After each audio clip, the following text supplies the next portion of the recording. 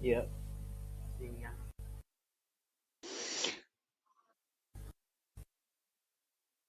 Bentar ya, kita nunggu untuk layar saya tampil terlebih dahulu.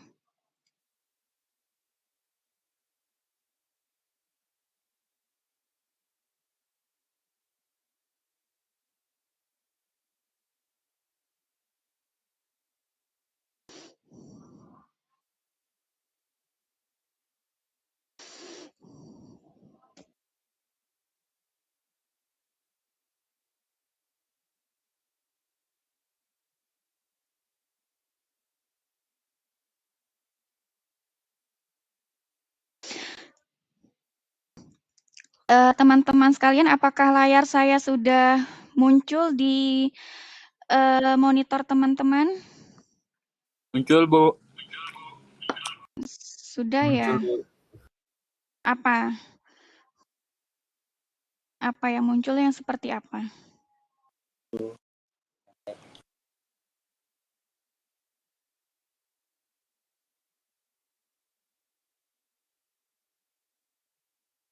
Izin, Bu. Belum muncul, Ya, Bu. belum muncul ya. Tunggu ya, harap bersabar ya. Izin bertanya, Bu. Ya, silakan. Untuk ganti mana, Bu? Ya, bisa diulang pertanyaannya? Untuk ganti background-nya tuh, Bu. Ganti background ya. Bisa diklik yang tombol video itu ya. Kemudian nanti di situ ada pilihan background kalau background-nya sudah di-download. Seperti Punya saya itu. tidak bisa, Bu.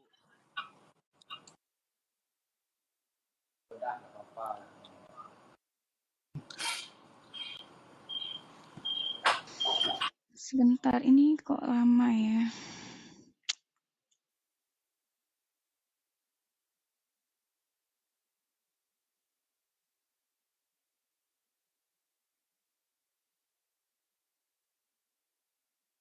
Mohon izin Ibu, saya Ari Iya, Ahriman dari silakan. tim LSP. Barangkali ada kendala, boleh disampaikan Ibu.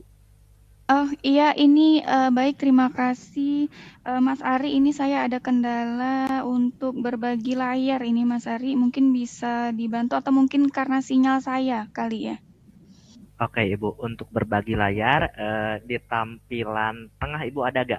Ada yang mikrofon sama kamera, sebelah pinggirnya lagi yang paling kanan itu ada berbagi layar Ibu. Apakah sudah diklik? Sudah, sudah. Ini mungkin sinyalnya sepertinya.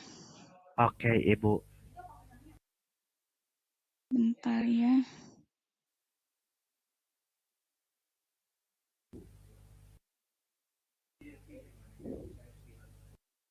Atau mungkin dari Mas Ari, apakah bisa dibantu penjelasan profil LSP3 mungkin sambil menunggu layar saya bisa tampil seperti itu? Oke Ibu, mungkin untuk profile LSP3 nanti saya coba tayangin ya Ibu, nanti Ibu bisa jelasin atau bantu jelasin juga boleh Ibu ya. Oke, baik. Terima kasih.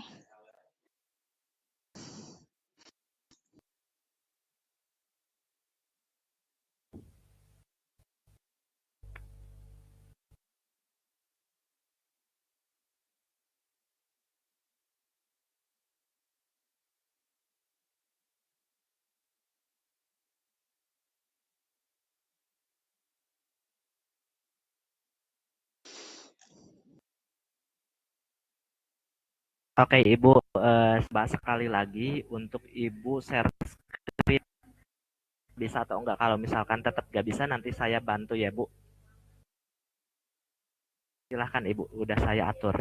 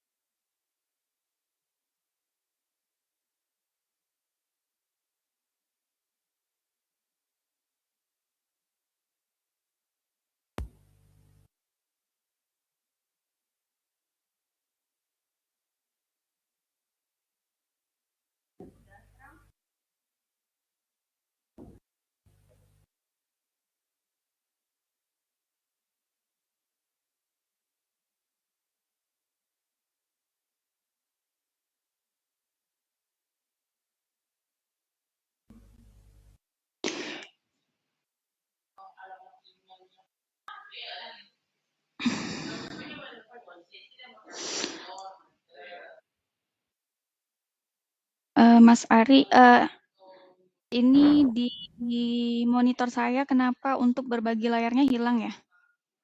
Oke, Bu. Bentar, Bu. Oke, baik. Saya sedang upload dulu. Oke, apakah layarnya sudah terlihat, teman-teman? Untuk profil LSP Teknologi Rekayasa dan Informatika atau LSPTRI. Sudah, Pak. Sudah, Pak. Udah, Mas. Udah. Oke. Ibu mohon izin ya, saya bantu menjelaskan untuk profil LSPTRI. Ya, oke, baik. Terima kasih, Mas Ari. Silakan. Teman-teman, LSPTRI, TRI singkatan dari Teknologi Rekayasa dan Informatika, yang mana LSPTRI ini merupakan sebuah lembaga sertifikasi profesi resmi yang telah disahkan oleh BNSP. Di sini juga untuk skema yang ada di LSPTRI itu ada beberapa ya teman-teman, ada banyak. Berikut skema-skemanya, mulai dari analis data, pengembang web, insinyur data, dan lainnya. Boleh teman-teman dilihat terlebih dahulu untuk skema sertifikasi yang ada di LSPTRI ini.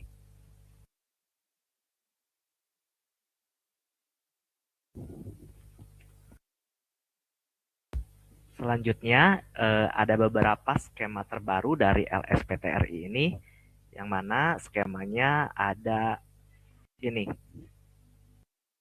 Oke.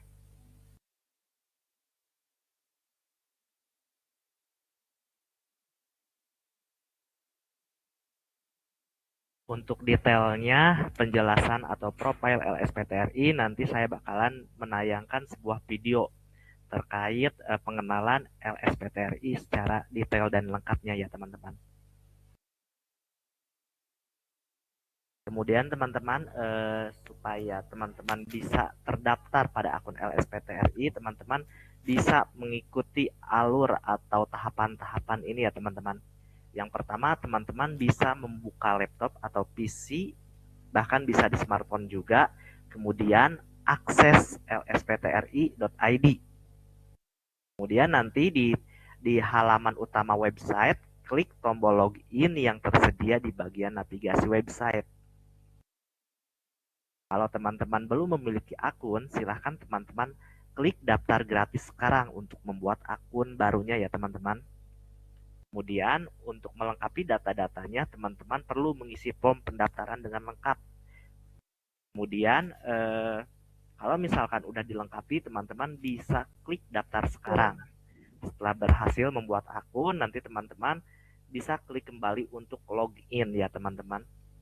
Silakan teman-teman, kalau misalkan ada kendala dalam pembuatan akun LSPTRI, bisa japri ke admin ya. Untuknya ada di bagian bawah ini ya teman-teman.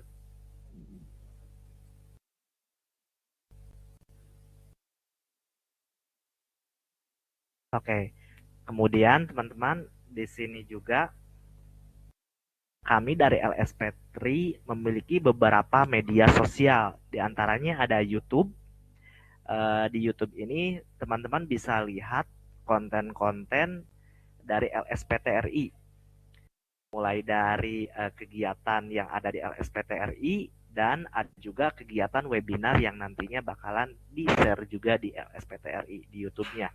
Kemudian ada juga Instagram-nya ya teman-teman. Teman-teman bisa bagaimana update dari kegiatan menarik atau penawaran-penawaran menarik lainnya di Instagram LSPTRI.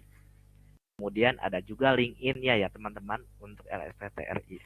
Silahkan teman-teman bisa follow akun Instagram dan YouTube-nya ya teman-teman, serta LinkedIn-nya. Oke, kemudian di sini saya akan menayangkan sebuah video profile LSPTRI. Silahkan teman-teman bisa melihatnya ya.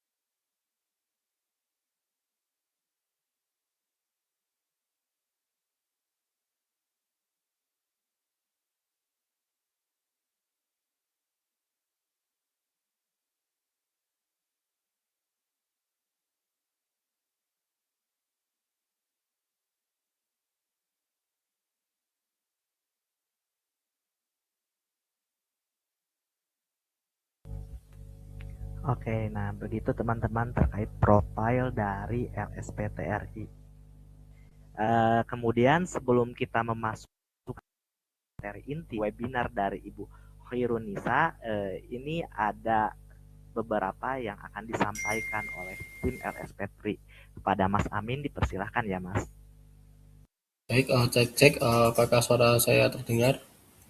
Mas Hari, terdengar? Terdengar. Sudah. Oke. Ya, perkenalkan saya Amin dari LSP3. Sebelum kita masuk ke materi utama ya mengenai bisnis intelijen, dan bagaimana juga data dapat digunakan untuk mendukung pengambilan keputusan pada perkebunan sawit berkelanjutan. Izinkan saya memperkenalkan sedikit pada skema program sertifikasi kompetensi yang kami miliki. Nah, saat ini LSP3 memiliki berbagai skema sertifikasi kompetensi yang mencakup bidang data, AI, teknologi informasi, desain, digital content, bisnis, dan manajemen. Nah, kalau kita kaitkan dengan tema webinar hari ini, salah satu hal yang menarik dari bisnis intelligence adalah bagaimana data kita miliki tidak hanya menjadi kumpulan angka, tetapi dapat diolah menjadi informasi dan insight yang kemudian digunakan untuk mengambil keputusan. Karena itu kompetensi di bidang data menjadi semakin penting termasuk dalam sektor perkebunan ya. Nah, untuk teman-teman yang berkaitan dengan pengolahan dan analisa data, LSP3 memiliki beberapa skema yang relevan seperti data analis, data engineer, data scientist, dan associate data scientist. Kemudian bagi teman-teman yang mungkin ya memiliki fokus pada pengembangan sistem dan teknologi, terdapat juga skema seperti web developer, full stack developer, cloud computing developer, hingga machine learning engineer. Selain itu juga kami juga punya skema di bidang desain, digital content, project management, sales and marketing, dan bidang lainnya.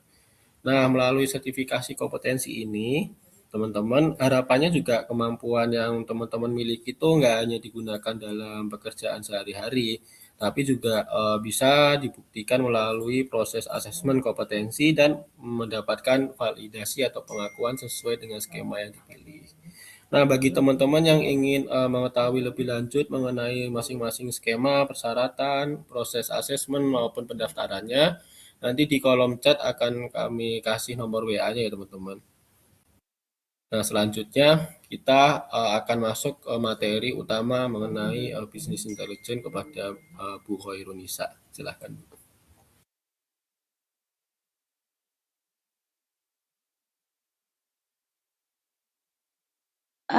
Berbagi slide belum muncul di monitor saya. Oke, coba gitu ya Bu, bentar. Akan Bu klik plusnya nanti ada paling atas ya Bu.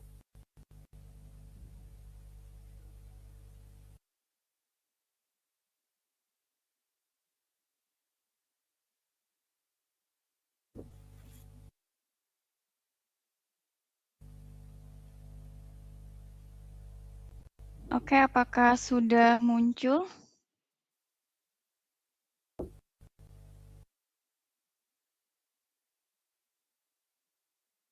Ibu. Sorry, apakah sudah muncul?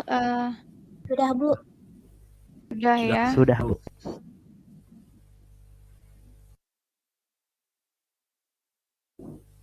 Oke, sudah. Terima kasih.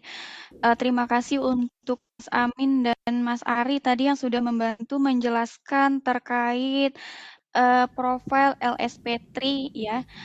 Jadi untuk teman-teman mahasiswa yang mungkin ini kan kedepannya akan bekerja ya seperti itu, walaupun mungkin saat ini itu kalian itu statusnya sebagai mahasiswa pertanian, namun suatu waktu kompetensi ini akan kalian butuhkan sebagai kompetensi tambahan yang mendukung karir kalian seperti itu. Di sini kan tadi sudah dijelaskan oleh Mas Amin ya, ada banyak skema terkait dengan profesi seperti itu, ada manajemen, kemudian ada rekayasa. Mungkin dari teman-teman mahasiswa yang hobi buat konten seperti itu, konten kreator, desain grafis. Nah, ini nanti bisa mengikuti BIMTEK dari LSP ya, dengan mencari informasi dari sosial medianya ya. Ini untuk Instagramnya LSP3 Official ya. Kemudian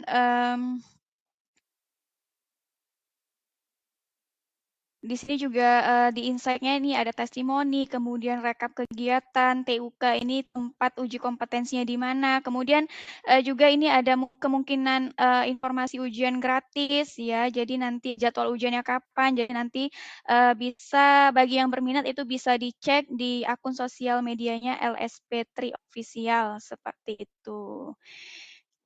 Kemudian ini tadi sudah dijelaskan juga terkait dengan website-nya dari LSP3 Official ya, di mana jika teman-teman berminat untuk sertifikasi kompetensi seperti itu mungkin bisa buat akun LSP-nya terlebih dahulu ya, kemudian memilih skema sesuai yang dibutuhkan seperti itu. Kemudian untuk video company profile-nya tadi sudah dijelaskan, maka selanjutnya kita akan masuk ke sesi inti ya. Memasuki sesi inti dari webinar ini. Oke. Ya, di mana judul webinarnya itu adalah Business Intelligence untuk pengambilan keputusan pada perkebunan sawit berkelanjutan. Ya, ini kan teman-teman mahasiswa ini kan kebanyakan tadi mahasiswa pertanian ya, di mana kedepannya itu akan berprofesi sebagai asisten kelapa sawit seperti itu. Jadi ya nanti di dunia kerja kalian seperti itu. Mungkin untuk yang profesi lainnya, mungkin tenaga pengajar ya, ini juga business intelligence ini adalah pengolahan data seperti itu. Jadi ini juga bermanfaat ya di semua industri ya, tidak hanya sawit saja seperti itu. Nah, penjelasan webinar ini tadi juga sudah dijelaskan Mas Amin ya.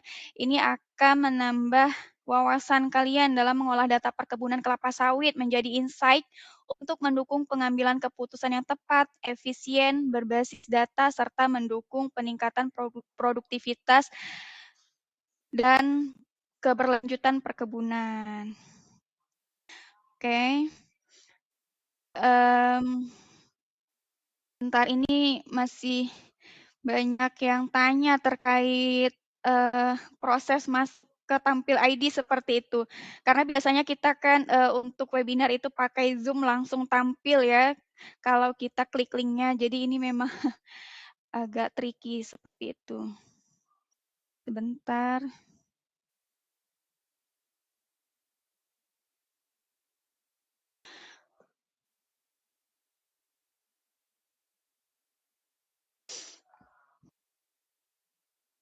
Oke ya, kita lanjut. Biodata saya ya, mungkin untuk mahasiswa saya ini mungkin sudah teman-teman mahasiswa mungkin sudah saya sudah tahu terkait biodata saya yang saya sampaikan biasanya di awal perkuliahan seperti itu. Untuk nama lengkap saya Hairunisa SPMSI ya. Saya adalah seorang MSI ini bukan master segala ilmu ya, tapi Magister of Science ya. Kemudian saya saat ini adalah seorang dosen di Universitas Nahdlatul Ulama Kalimantan Barat. Kemudian ini untuk email saya bagi teman-teman mungkin yang membutuhkan diskusi lebih lanjut terkait dengan webinar hari ini, saya persilahkan untuk mengirim pesan ke email hairunisaani17@gmail.com. Kemudian selanjutnya adalah informasi terkait pendidikan saya ya. Saya S1 di Institut Yogyakarta, jurusan agroteknologi, kemudian S2 saya di Universitas Riau dengan jurusan ilmu pertanian. Ya, kemudian untuk riwayat pengalaman kerja saya ya, saya sudah bekerja dari tahun 2015 ya. Dari Oktober 2015 sampai dengan November 2017 saya bekerja sebagai nursery asisten ya di PT Sinarmas Forestry ini adalah industri pembuatan kertas seperti itu. Kalau kalian tahu merek mungkin Sinar Dunia, yaitu adalah salah satu produk dari Sinarmas Forestry. Kemudian Selanjutnya saya bekerja dari Agustus 2020 sampai dengan Januari 2021 sebagai konsultan ya. Ini konsultan di PT Reka Bumi Perkasa. Kemudian Januari 2021 sampai dengan Januari 2023 saya bekerja di Cargill Tropical Palm sebagai Business Control Supervisor. Nah, inilah yang mendasari saya ya, karena pengalaman di bidang bisnis kontrol, makanya saya membuat judul webinar hari ini adalah tentang bisnis intelligence seperti itu. Kemudian selanjutnya dari Agustus 2023 sampai dengan Januari 2025 saya bekerja sebagai tenaga operator geospasial di Dinas Pertanian ya DKPP, seharusnya ini Dinas Ketahanan Pangan dan Pertanian di Kuburaya ya. Kuburaya itu bagi teman-teman yang di luar daerah itu adalah salah satu kabupaten di Provinsi Kalimantan Barat seperti itu. Kemudian Juli 2025 sampai sekarang saya bekerja, profesi saya adalah seorang dosen agroteknologi di Universitas Nahdlatul Ulama Kalimantan Barat seperti itu. Ya. Nah, ini konten materi webinar kita hari ini ya, ada 4 seperti itu. Yang pertama adalah terkait dengan pengantar bisnis intelligence di sektor kelapa sawit. Kemudian pembahasan selanjutnya adalah tentang implementasi BI untuk optimalisasi operasional perkebunan. Selanjutnya BI untuk keberlanjutan dan kepatuhan lingkungan ya. Dan yang terakhir adalah ya, pengambilan keputusan strategis berbasis data ya, atau data driven decision making ya. Jadi kalau kita ingin mengambil suatu keputusan ya, itu harus berdasarkan data seperti itu ya. Ya sama, ini kalau kita analogikan seperti itu ya, kalau misalnya apa namanya, yang lagi viral saat ini itu kan netizen itu apa namanya, mengambil kesimpulan itu hanya berdasarkan satu data saja. Nah, itu kemudian kan tidak bisa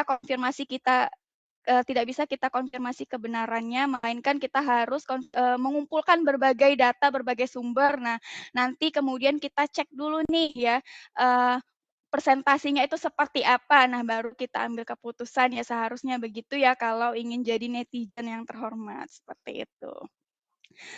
Nah, selanjutnya mengapa data menjadi aset strategis ya. Oke, ini saya ingin tanya ke teman-teman dulu ya. Oke.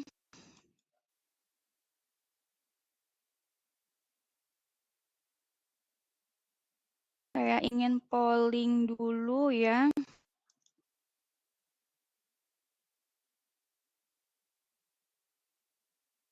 Ya, bisa dijawab mengapa data menjadi aset strategis.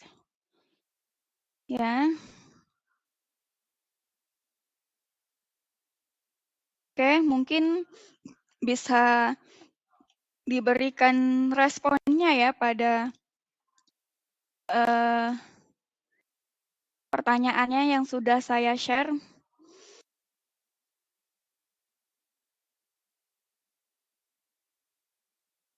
Oke, dipersilakan untuk merespon ya. Mengapa data menjadi aset strategis ya? Karena apa? Seperti itu.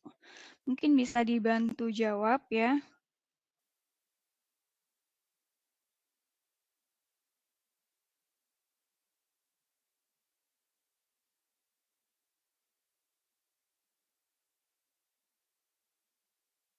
Oke, ini masih belum ada yang jawab ya, atau nih mungkin belum paham ya?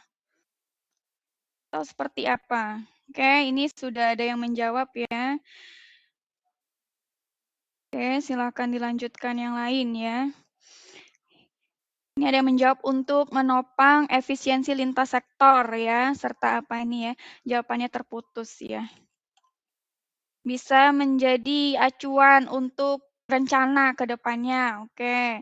Karena data adalah aset yang berupa kumpulan, oke. Ya, ini karena penggunaan data akan memudahkan pekerjaan, seperti itu. Ya, karena data akan digunakan untuk mengambil keputusan, ya. Oke, masih ada yang mau menjawab?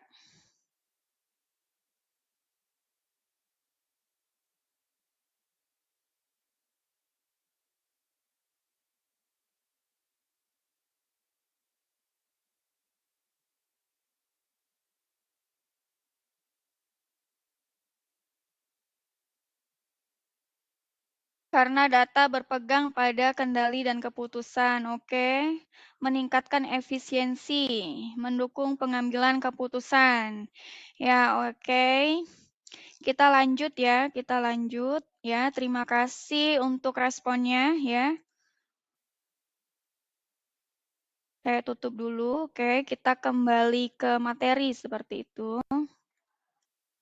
Oke, untuk materi sudah muncul kembali ya. PowerPoint saya sudah muncul kembali ya. Sudah, Bu. Oke. Sudah, Bu. Ya. Ya, ini nggak usah saya selesaikan aja biar nanti gampang ganti-gantinya ya. Mengapa data menjadi aset strategis ya? Ini ada 5 alasan ya. Yang pertama yaitu terkait dengan volume ya. Volume.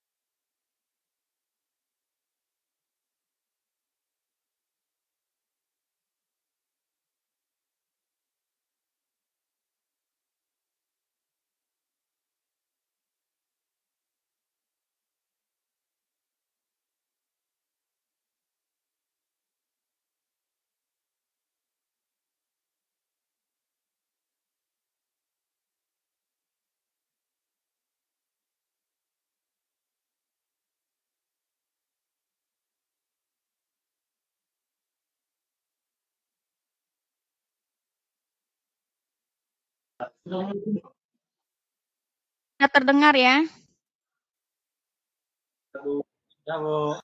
Dengar, Bu. Oke, bentar. Ini sorry ya, ini sinyalnya kurang proper ya karena saya di kampus ini posisinya. Untuk slide saya apakah sudah terlihat teman-teman? Sudah, Bu.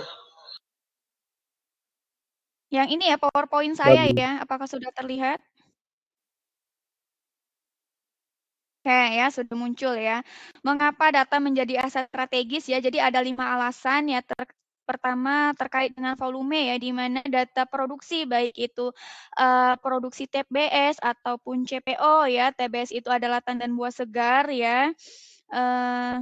Kemudian CPO ini adalah hasil pengolahan dari TBS ya, atau minyak mentahnya seperti itu. Kemudian blok ya, blok yang di lapangan itu biasanya kan kalau di perkebunan kelapa sawit itu kan ada pembagian blok-blok ya. Biasanya satu blok itu terdiri dari 30 hektar seperti itu. Kemudian penambahan data tenaga kerja, kemudian pupuk, cuaca, hama, biaya dan mutu itu terus bertambah datanya seperti itu ya.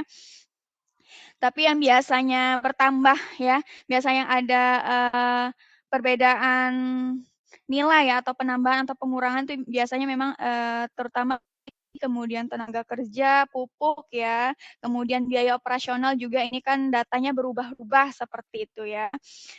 Kemudian variety ya, ini data itu berasal dari ya spreadsheet itu dari Excel ya, bisa dari Excel, kemudian bisa aplikasi dari kebun, ya ada banyak ya untuk aplikasi kebun itu ada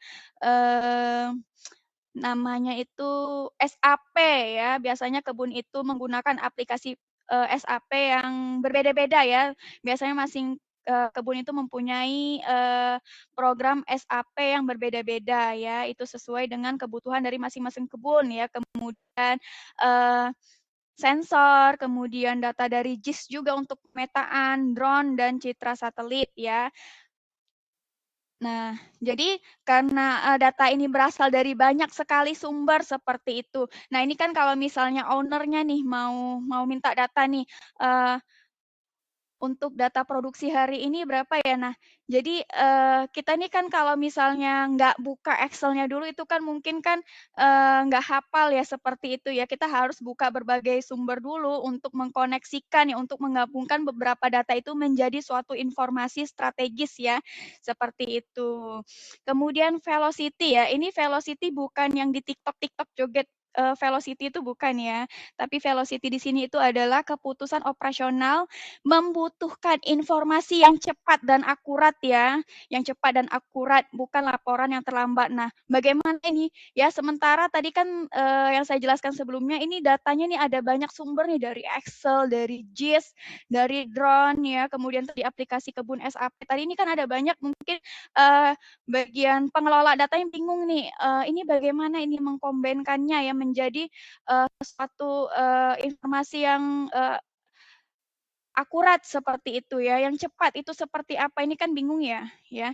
Jadi kemudian, alasan yang keempat adalah problem atau masalah ya, masalahnya adalah data tersebar dari berbagai sumber tadi, kemudian formatnya tidak seragam ya, tentu saja ya, karena dari spreadsheet itu ya tentu formatnya berbeda, kalau SAP itu juga formatnya berbeda, seperti itu.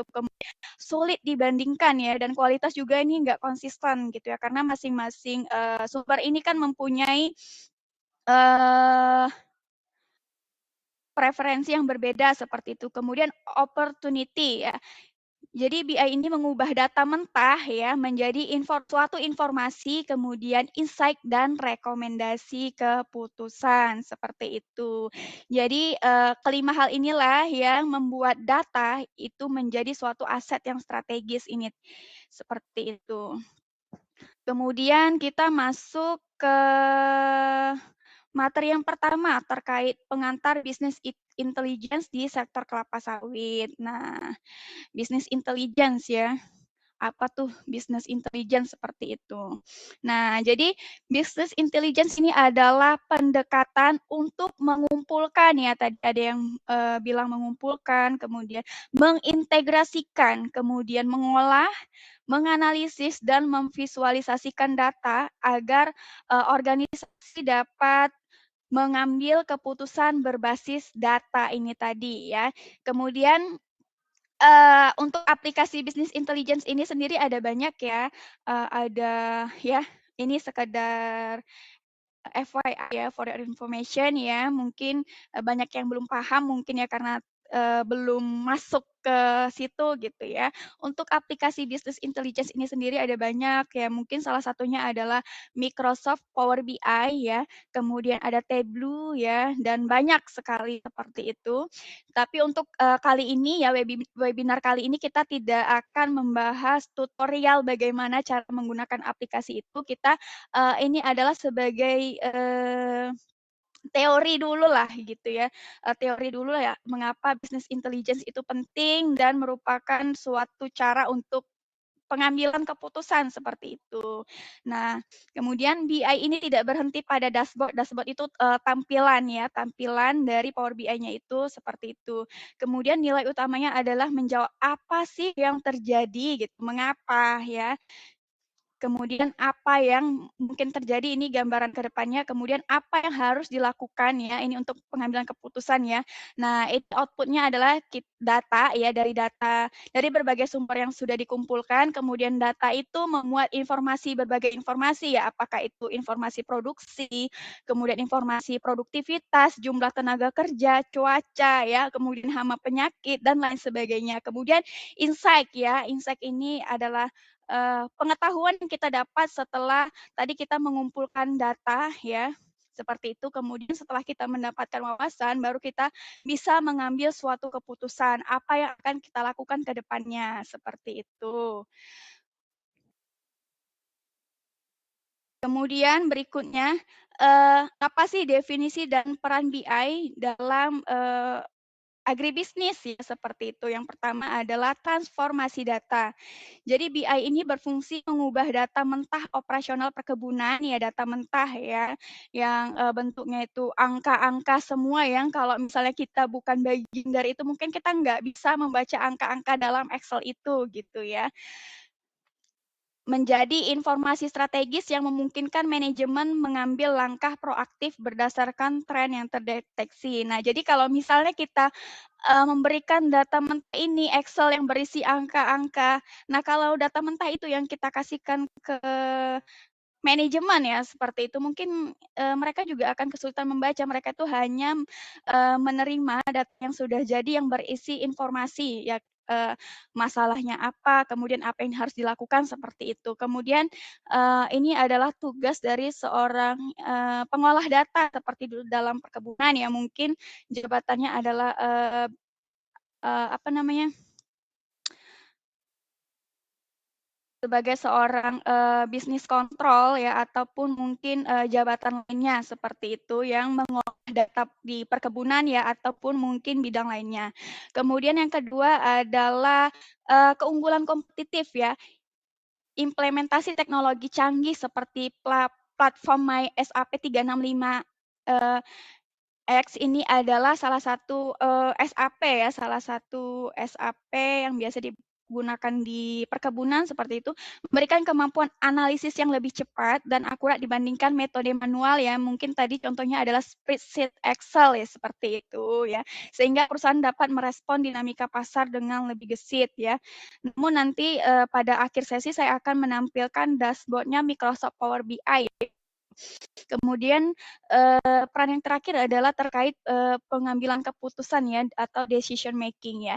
Dengan dukungan AI ya, AI ini adalah tadi, BI-nya seperti itu dan machine learning, peran BI meluas hingga ke prediksi cerdas yang membantu dalam perencanaan jangka panjang dan pengendalian biaya operasional secara otomatis. Nah, ya biasanya kan kalau di perkebunan itu kita kan, ada yang namanya membuat budget ya, kemudian membuat forecast yaitu rencana tahunan, kemudian rencana 5 tahunan ya. Jadi memang berdasarkan data-data mentah ini tadi kita harus mengolah data ya, berdasarkan, data data sebelumnya. Ini kira-kira bagaimana prediksi 5 tahun ke depan, ini produksinya seperti apa. Nah, jadi, data-data yang terkumpul ini akan menggambarkan kira-kira nanti, kebutuhan tenaga kerjanya berapa, penggunaan pupuknya berapa, ya seperti itu. Tujuan akhirnya tuh seperti itu ya, teman-teman. Kemudian pentingnya data dalam perkebunan yang berkelanjutan ya. Kalau kita ngomong berkelanjutan ini ada 3 poin ya, untuk, 3 poin yang, mendukung berkelanjutan. Yang pertama 3P ya kalau, teman-teman mahasiswa saya ya, mungkin sudah mengenal apa itu 3P. P yang pertama adalah people ya, people itu adalah terkait dengan kesejahteraan karyawannya, kemudian kesejahteraan masyarakat di sekitar perusahaan, seperti itu ya. Ini bisa perusahaan apa saja, pastikan biasanya kan ada program, CSR-nya ya, atau corporate social responsibility ya. Kemudian P yang kedua adalah planet ya, keberlanjutan lingkungan, kelestarian lingkungan ya. Tentu saja kalau dalam kita, eee, mengelola suatu usaha ya, usaha apa saja itu kita harus ada yang namanya, AMDAL ya, biasanya analisa mengenai dampak lingkungan dan jadi itu bagaimana kita tetap, dengan usaha yang kita lakukan bagaimana kita tidak mempengaruhi kerusakan lingkungan, bagaimana kita menjaga lingkungan itu tetap lestari, yaitu tentunya ada poin-poin yang dinilai terkait dengan keberlanjutan lingkungan atau kelestarian lingkungan. Kemudian P yang ketiga adalah tentu saja terkait dengan profit atau keuntungan perusahaan ya. Semua orang yang berusaha itu pasti ingin mendapatkan untung ya, seperti itu. Nah, jadi kepentingan data ini dalam perkebunan berkelanjutan yang pertama adalah terkait dengan pemantauan kepatuhan lingkungan. Ini kaitannya dengan, P yang kedua tadi ya, planet ya, melacak jejak karbon dan penggunaan lahan secara real time ya. Real time ini kan artinya kan ya, saat itu juga untuk memenuhi standar sertifikasi internasional ya. Biasanya kalau di kebun kelapa sawit itu kan ada banyak jenis sertifikasi ya, ada RSPO. RSPO ini adalah Roundtable Sustainable Palm Oil ya. Ini sertifikat keberlanjutan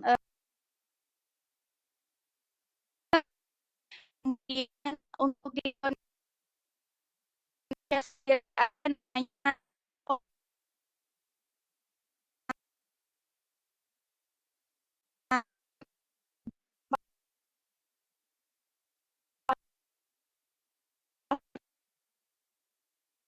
kebunan termasuk petani yang mungkin ini teman-teman punya lahan kelapa sawit itu didorong secepatnya melakukan sertifikasi ISPO karena ini bersifat wajib seperti itu ya. Kemudian yang kedua adalah terkait optimasi efisiensi operasional ya. Ini tadi kaitannya dengan profit ya. Jadi yang namanya prinsip ekonomi ya. Ini zaman dulu yang nggak tahu juga kalau zaman sekarang itu prinsipnya seperti apa ya. Bagaimana modal yang sekecil-kecilnya ini mendapatkan untungnya sebesar-besarnya ya. Bagaimana caranya ya ini kita melihat dari biaya operasional, kita lihat nih mungkin mana item mana yang perlu kita efisiensikan, mana yang tidak perlu, seperti itu maka tidak kita lakukan atau akan kita kurangi seperti itu. Nah, jadi optimasi efisiensi operasional ini adalah mengintegrasikan data produksi dan logistik untuk mengurangi pemborosan sumber daya di lapangan ya, apakah itu sumber daya manusianya, apakah itu sumber daya alamnya ya, seperti itu. Kemudian yang terakhir adalah mitigasi atau pencegahan risiko mitigasi risiko investasi ya.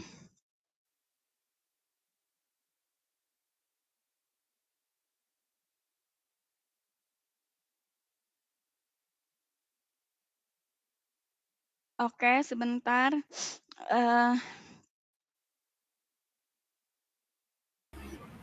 Izin Bu, Ya, ini materinya bagaimana? hilang Bu. Oh, materinya hilang ya, sebentar.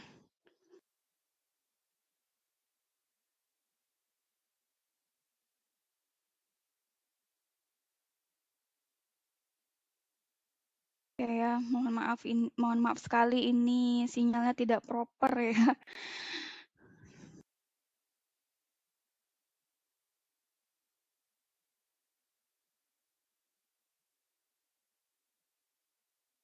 Sekarang sudah muncul belum ya? Sudah, Bu. Tahu. Oke, sorry ya. Terima kasih ya karena saya oke, sudah muncul sekarang ya. Oke, selanjutnya arsitektur bisnis intelijen sederhana ya. Ini adalah terkait tahapan ya, bagaimana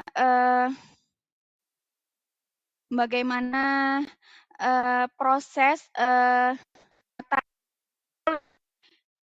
diambil seperti itu. Yang pertama adalah terkait data source, ini adalah sumber data ya. Tadi sumber data itu dari mana saja, bisa berasal dari aplikasi kebun ya tadi yang saya sebut SAP atau berbagai macam aplikasi lainnya. Biasanya di perusahaan itu tidak hanya satu aplikasi saja ya, tapi ada banyak sekali. Bahkan masing-masing departemen seperti itu kan ada banyak sekali ya departemen di perkebunan seperti itu. Ada bagian produksi, ada bagian finance, itu punya data yang berbeda-beda seperti itu. Ada banyak sekali ya, bahkan mungkin bisa lebih dari 10 ya.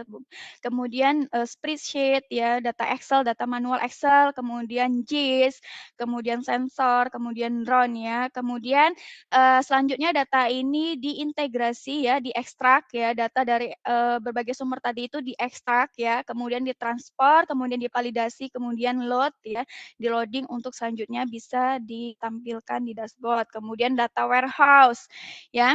Data warehouse seperti apa? Ialah data terstruktur per blok, kemudian waktunya, kemudian bagaimana aktivitas di dalamnya, kemudian bagaimana biaya yang timbul akibat kegiatan operasional tersebut. Kemudian selanjutnya analisis data ini ya. Di sini ada KPI ya. KPI itu adalah Key Performance Indicator ya. Ini adalah indikator performa ya. Biasanya masing-masing orang ya, masing-masing pekerja itu mempunyai KPI-nya sendiri-sendiri ya. Apakah itu seorang ya di mana biasanya semua perusahaan itu punya KPI sendiri-sendiri ya. Biasanya mungkin kalau di perkebunan munculnya bonus ya itu berdasarkan KPI ini atau tidak dan terpenuhnya itu berapa persen. Nah, inilah berdasarkan persentase KPI yang tercapai inilah maka muncul bonus tahunan seperti itu. Jadi makanya biasanya bonus orang itu berbeda-beda berdasarkan KPI dia gitu. Bahkan saya juga sebagai seorang dosen ini ada KPI-nya tersendiri ya. Kemudian bagaimana trennya, kemudian perbandingan ya, ini bisa perbandingan dari masa lalu dan masa sekarang, atau perbandingan antara satu blok, produksi antara satu blok dengan blok lainnya, kemudian bagaimana anomali ini maksudnya adalah ketidaksesuaian ya, atau kesalahan ya data, kemudian forecasting ini tadi adalah perhitungan data dalam setahun ke depan ya. Ini adalah perkiraan seperti itu ya, atau 5 tahunan forecasting seperti itu. Kemudian dashboard. Nah, hasil akhirnya ini adalah dashboard ya, yang meliputi bagaimana kondisi manajemennya, kemudian per estate, per afdeling, bahkan bagaimana performance mandor, kemudian dari pelaku agronomis ini mungkin karyawannya seperti itu bagaimana. Ya ini bisa kelihatan, bisa muncul semuanya, nanti akan kita lihat di dashboard ya, di sesi terakhir seperti itu. Ya, kemudian selanjutnya ya, arsitektur dasar ya sistem BI perkebunan itu adalah sumber data ini terintegrasi ya dari berbagai sumber ya. Banyak ya tadi sudah saya jelaskan. Kemudian kita lanjut ke slide berikutnya. Ini bagaimana sih rantai nilai BI pada perkebunan kelapa sawit ya. Ini prosesnya tadi yang pertama adalah collect ya, mengumpulkan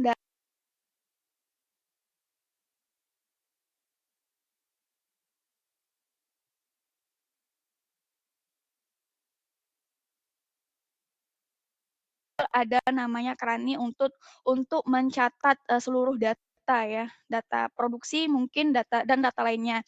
Kemudian tadi biasanya setelah dicatat di Excel, kemudian kan ke sistem seperti itu. Kemudian selanjutnya setelah kita mengumpulkan data, proses selanjutnya adalah clean ya, memvalidasi data. Kira-kira data yang kita kumpulkan ini sudah benar atau belum ya. Kemudian kita standarkan ya, validasinya itu ya kita cross check lagi ke lapangan ya. Kita cross check lagi ke lapangan, kita konfirmasi misalnya kalau data produksi ya, kita tanya lagi ke mandornya, benar enggak misalnya Bapak A itu hari ini hasil panennya sekian misalnya, biasanya kan hitungannya ini ya, biasanya jumlah janjang dulu sih misalnya standarnya itu misalnya sehari 100 janjang, benar nggak sih Bapak A ini hari ini dapatnya 100 janjang ya. Jadi ini kita validasi dulu ke tim di lapangannya ini ya. Kemudian selanjutnya integrate ya, tadi menggabungkan data dari berbagai sumber tadi ya. Kemudian kita analisis ya.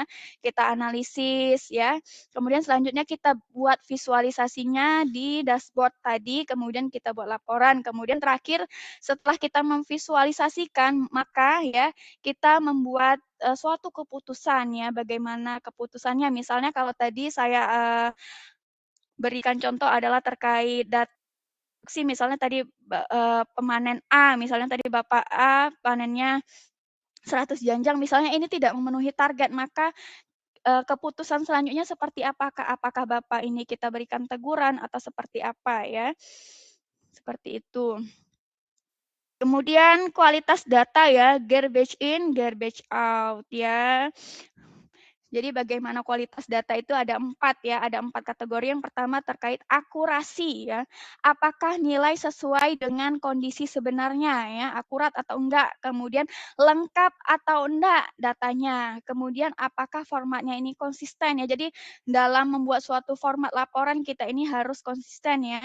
Misalnya dalam formatnya, ya nggak boleh berbeda-beda. Misalnya antara blok A dan blok B itu formatnya berbeda-beda, itu tidak bisa karena kan data dari Excel, data manual ini tadi kan akan kita masukkan ke Power BI. Nah, ini kalau misalnya formatnya berbeda-beda ini maka akan terjadi error seperti itu ya. Jadi ini harus kita seragamkan format dari berbagai sumber ini tadi ya. Kemudian timelines ya. Apakah data tersedia saat keputusan dibutuhkan? Seperti itu ya. Tentunya ya kalau kualitas datanya benar ya. Ini datanya ini selalu tersedia kapanpun kita butuhkan. Misalnya di Power BI ini tadi ya, salah satu aplikasi yang saya sebutkan ini tadi, kita itu bisa melihat data ya, kita klik aja kita mau misalnya data dari tahun berapa, misalnya sekarang tahun 2026 ya. Ya ini hanya bisa melihat ke belakang ya. Bisa juga melihat ke depan, bisa juga tadi data forecasting bisa. Kemudian kita mau lihat data dari tahun berapa, 2025, itu bisa. Ya asalkan apa, asalkan data ini kita masukkan ke aplikasinya tadi gitu ya, itu kalau sudah kita masukkan itu maka kita bisa dengan mudah ya, hanya beberapa menit itu semua data itu sudah muncul ya, seperti itu. Nah ini kan biasa ini masalah ya, masalah yang terjadi di lapangan ya dalam pengelolaan data, adanya blok ganda ya, kemudian satuan yang berbeda ya, ini tadi kalau misalnya ini muncul akibat dari inkonsistensi terkait format mungkin ya, kemudian tanggalnya salah, mungkin datanya kosong atau seperti apa, kemudian dan input manual itu tidak konsisten ya, seperti itu. Nah, selanjutnya adalah implementasi BI untuk optimalisasi operasional perkebunan. Ya, bagaimana implementasinya? Yang pertama, untuk kebutuhan monitoring produksi dan rendemen CPO misalnya. Yang pertama, akurasi prediksi ya. Prediksinya akurat seperti itu. Penggunaan algoritma machine learning dan data historis memungkinkan perusahaan memprediksi volume panen dan rendemen minyak sawit secara presisi seperti itu sehingga meminimalisir ketidakpastian stok. Ya, hanya dengan melihat data ini tadi ternyata misalnya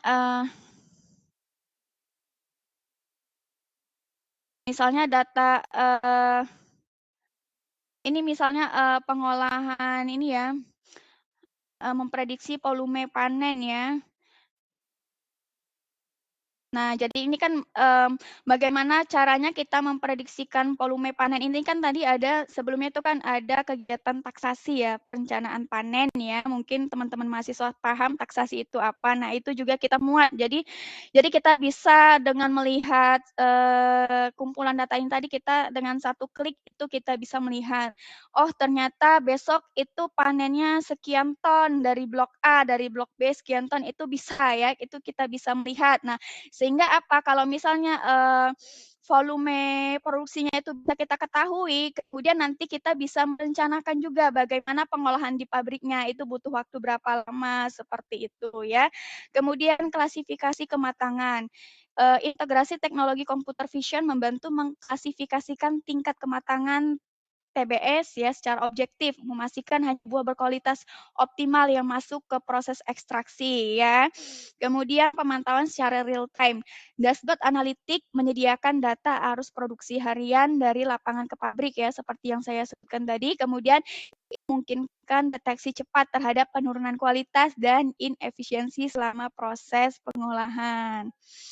Ya, seperti itu. Ya, dengan hanya sekali klik juga ini tadi kita nih bisa melihat kualitas buah. Ini kualitas buah dari blok A ini kira-kira persentasenya itu hanya 50% ya, ini sangat jelek sekali, maka kita bisa mengambil keputusan, oh seharusnya apa yang harus dilakukan blok A ini tadi untuk meningkatkan kualitas produksinya, seperti itu, apa saja hal yang harus dilakukan ya. Jadi arahnya itu ke sana seperti itu. Kemudian selanjutnya manajemen inventaris dan distribusi logistik ya. Yang pertama adalah visibilitas stok real time ya, memantau ketersediaan pupuk, kemudian pestisida dan suku cadang secara akurat untuk mencegah kekurangan pasokan ini biasanya, di bidang, di departemen warehouse ya.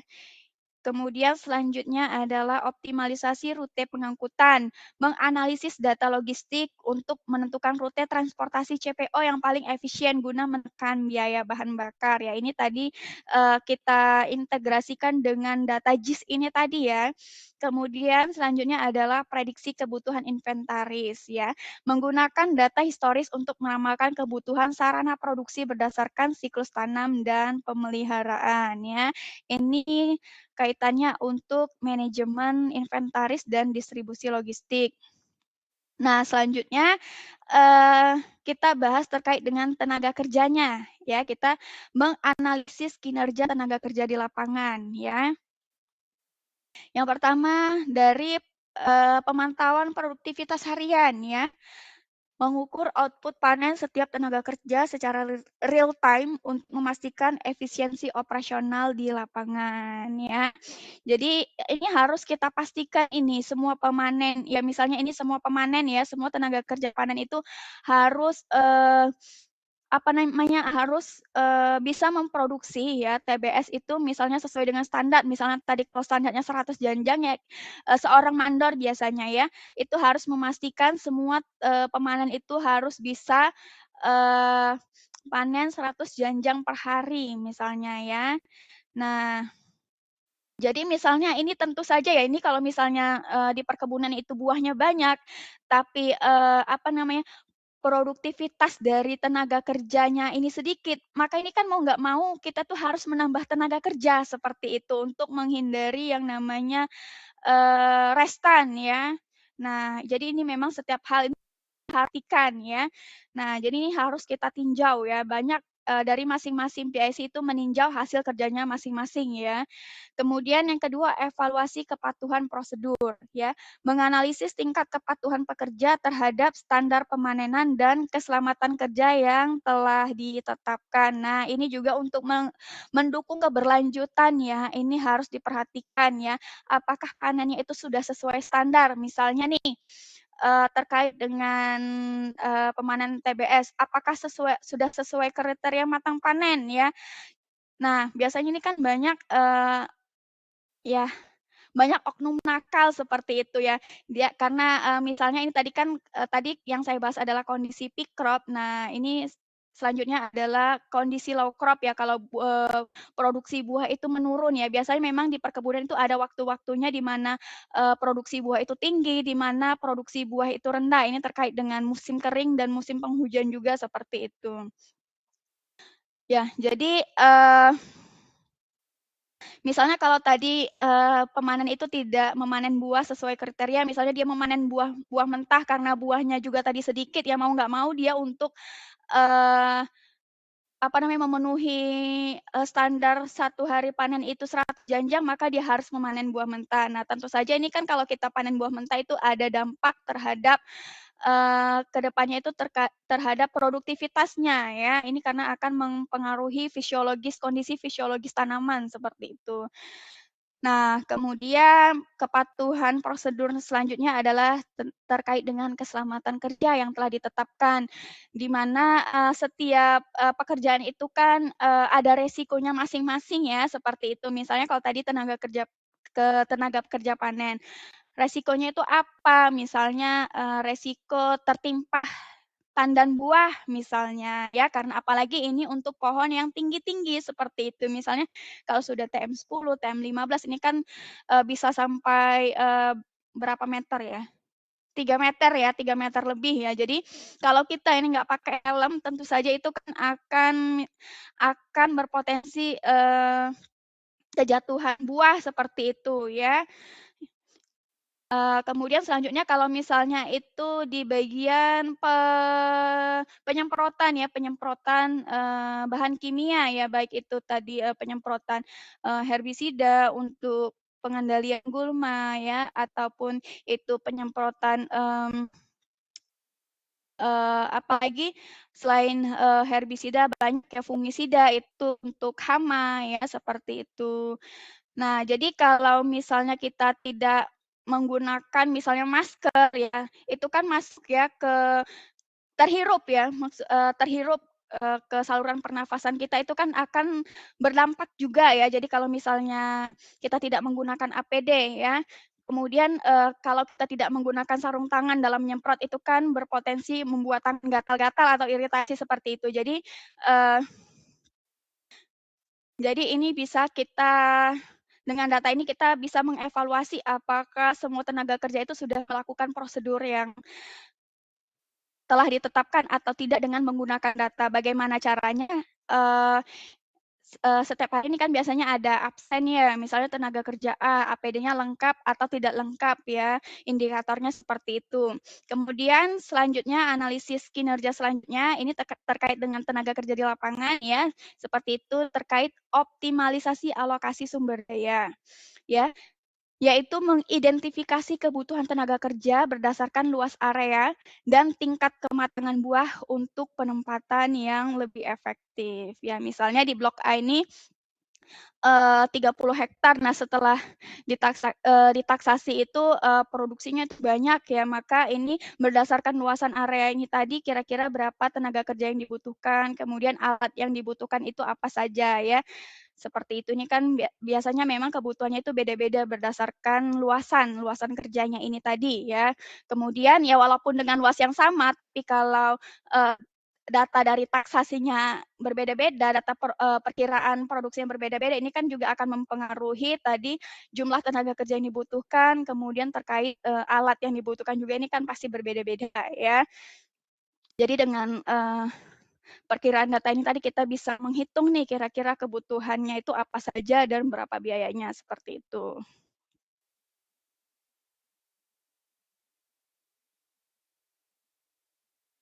Oke, mungkin kita bisa break sebentar ya, selanjutnya mungkin ada sesi tanya jawab ya. Saya izin untuk break sebentar. Teman-teman yang sudah punya pertanyaan silahkan raise hand nanti ya. Kita break 10 menit. Terima kasih.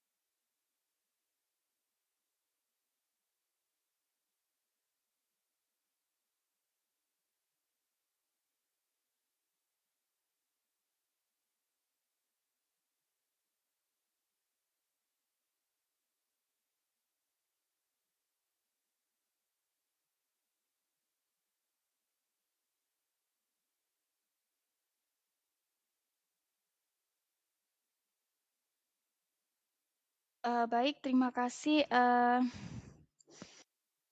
Apakah ada yang ingin bertanya?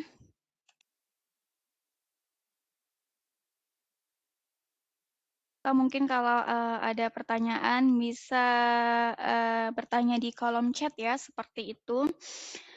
Baik, kita lanjut ya. Kita lanjut untuk materi selanjutnya terkait KPI ya.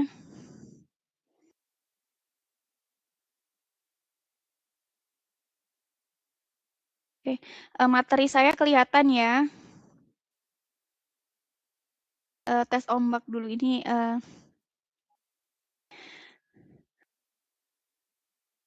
Oke, mohon responnya apakah layar saya sudah terlihat? Sudah, Bu.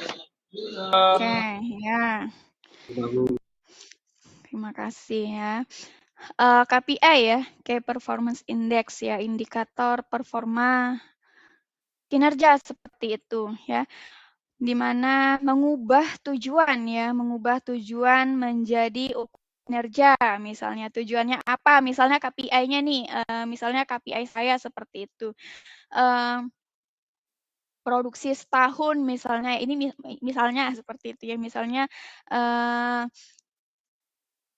produksi setahun itu di apa namanya, di stat yang saya pegang itu misalnya 30 ton per hektar misalnya ya. Itu kan tujuan saya KPI atau enggak gitu ya. Ternyata di akhir tahun itu tercapai. Itulah yang menjadikan ukuran dari kinerja saya ya. Apakah KPI-nya itu tercapai atau tidak ya.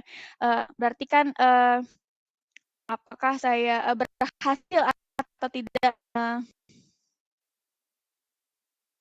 Bagaimana kinerja saya, apakah saya berhasil atau tidak dalam menyelesaikan KPI itu tadi ya, dalam mencapai KPI saya, seperti itu pencapaian saya ya. Ada data, ada 5 ya, terkait dengan produktivitas, efisiensi, kemudian operasional, kemudian dari sisi agronominya, kemudian keberlanjutannya ya. Yang pertama adalah terkait, KPI yang pertama adalah terkait dengan produktivitas ya. TBS per hektar ya, berapa tonase TBS ya, ton per hektar TBS-nya berapa, kemudian produktivitas per bloknya itu berapa, kemudian ini KPI saya misalnya pencapaian terhadap targetnya itu seperti apa ya, kemudian efisiensi yang bisa saya lakukan dalam menekan biaya operasional ya, terkait dengan biaya per hektarnya, kemudian per tonnya, kemudian jumlah tenaga kerja yang dibutuhkan per hektar ya, kemudian selanjutnya adalah operasional ya. Ini operasional itu adalah AKP atau angka kerapatan panen, kemudian ketepatan panen apakah dia sudah melakukan SOP atau tidak ya, misalnya apakah dia sudah memanen buah sesuai kriteria matang panen atau belum, restan ya. Terus kehilangan hasil ya, atau biasanya kalau di perkebunan itu namanya losses ya. Kemudian utilisasi alat ya, kemudian KPI selanjutnya adalah terkait dengan agronominya. Apakah pemupukannya ini sudah cukup atau belum ya, biasanya ini kan terkait target juga ya, misalnya kan kalau musim penghujan, kalau misalnya musim penghujan ini kan kita tidak bisa melakukan pemupukan ya, karena resikonya adalah pupuk ini tadi tidak terserap maksimal oleh tanaman, maka biasanya kalau musim penghujan ini untuk kegiatan pemupukan itu kan biasanya kita tunda ya, jadi makanya pemupukan ini kita tunda ya, kemudian selanjutnya kita tunda sampai musim penghujan selesai ya. Nah misalnya target pemupukan saya misalnya setahun itu misalnya 10.000 hektar misalnya, tapi karena musim hujan ternyata hanya bisa memupuk setengahnya saja, berarti kan KPI ini nggak tercapai. Kemudian kondisi tanaman ini bagaimana terkait dengan kesehatan tanamannya, kemudian OPT-nya, kemudian terkait dengan keseragaman pertumbuhan ya. Yang terakhir adalah keberlanjutan ya. Input per hektarnya berapa, kemudian airnya bagaimana ya, kemudian energinya seperti apa, limbah yang dihasilkan ini bagaimana ya. Ini kan kita juga dalam pengelolaan limbah ini kan juga tidak bisa sembarangan ya, kemudian, konservasi tanah, kemudian kepatuhan praktik ya ini atau sesuai dengan SOP, ya harus seperti itu. Itu adalah, berbagai macam KPI ya, kalau kita bekerja di perkebunan ya. Kemudian analisis BI ya, dari apa menjadi apa yang harus dilakukan ya. Ini ada 4 tahapan. Yang pertama deskripsi ya, apa yang terjadi ya di lapangan. Misalnya produksi turun 8% dibanding target.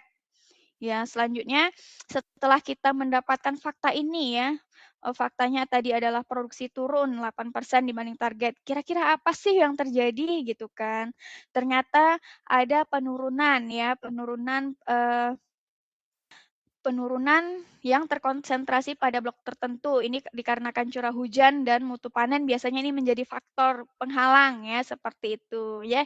Ini kita sudah dapatkan penyebabnya ya, mengapa terjadi, penyebabnya di lapangan itu seperti apa ya, tadi karena curah hujan.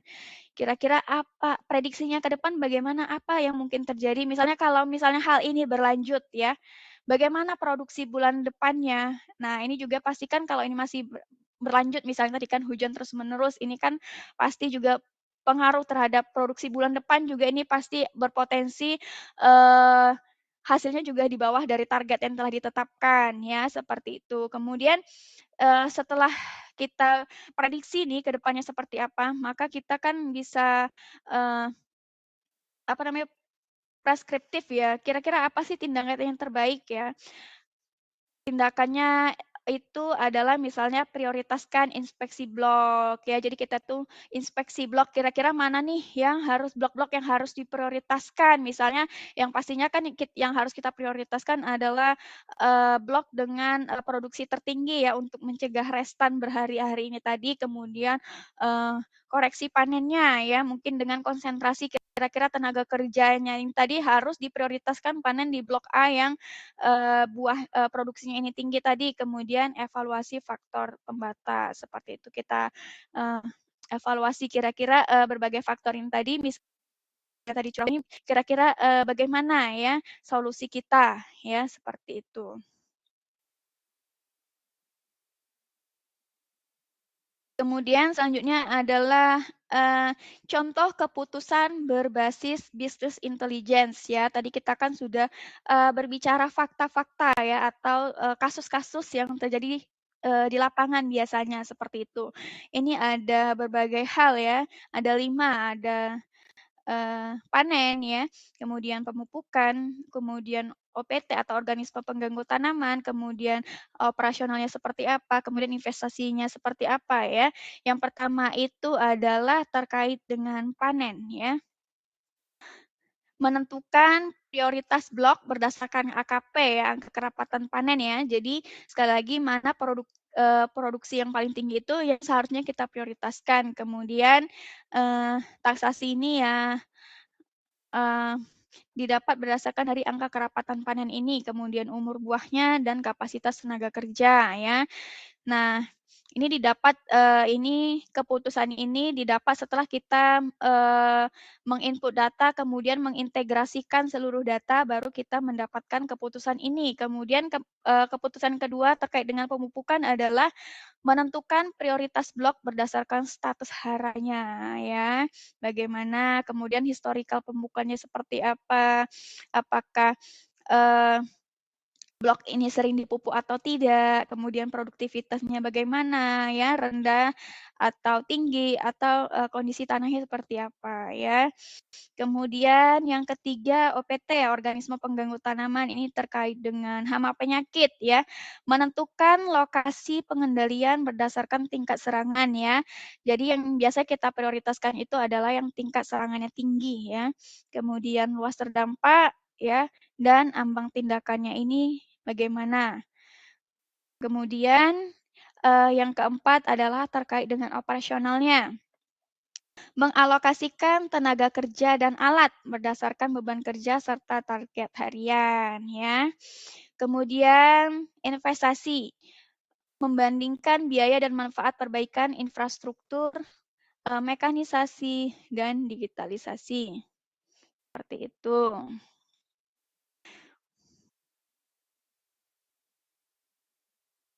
Oke, yang ketiga ya.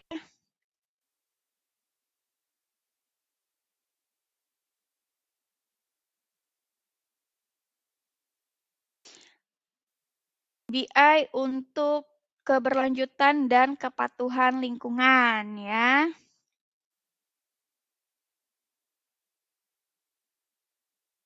Nah, pemantauan deforestasi dan tata guna lahan ya berdasarkan visualisasi geospasial ya dengan mengintegrasikan data dari satelit ya, ini contohnya ada di sini ya, ini data dari citra satelit seperti itu, dan JIS ke dalam dashboard BI memungkinkan perusahaan bisa memetakan atas konsesi secara akurat serta memantau tutupan hutan secara real time untuk mencegah perambahan lahan ya. Jadi misalnya terkait dengan tata guna ya, ternyata ada oknum ya, misalnya ini kasusnya kayak green belt ya, misalnya green belt itu adalah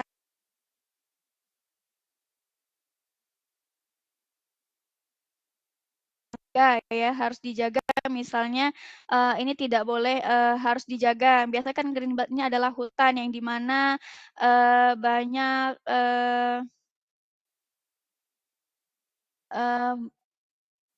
banyak apa namanya, habitat-habitat misalnya kayak hewan yang dilindungi seperti itu. Jadi itu memang itu tidak boleh berubah, tata guna lahannya itu harus tetap seperti itu. Hutan yang dilindungi ya, biasanya di perkebunan itu ada area konsesi yang memang harus dijadikan hutan lindung atau green belt ya. Nah, jadi kalau misalnya tata guna lahannya dialihkan misalnya oleh oknum misalnya ini ya, oknum yang tidak bertanggung jawab itu dialihkan, oh ditanami sawit lagi aja, biasanya banyak kasus seperti itu di lapangan ya.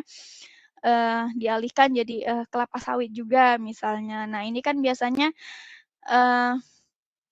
itu nanti akan terlihat di citra satelit ya, ternyata misalnya di blok ini itu ada peralihan tata guna lahan yang awalnya green belt ini menjadi kebun sawit juga, atau mungkin menjadi apa, misalnya menjadi perumahan atau apa, itu bisa dipantau dari visualisasi geospasial ini. Kemudian selanjutnya deteksi dini. Ya, algoritma analitik dapat mengidentifikasi kelainan ya, anomali seperti itu, hal yang tidak biasanya, atau perubahan vegetasi yang mencurigakan ya. Peringatan otomatis kepada manajemen sebelum terjadi pelanggaran pembukaan lahan secara ilegal yang lebih luas. Nah, jadi kalau kita sudah memantau, ini kan datanya tadi kan secara real time ya, jadi kita bisa memantau nih, oh ternyata di blok ini tuh ada peralihan tata guna lahan, maka selanjutnya kita laporkan kepada manajemen untuk kita ambil keputusan kira-kira seperti apa ya.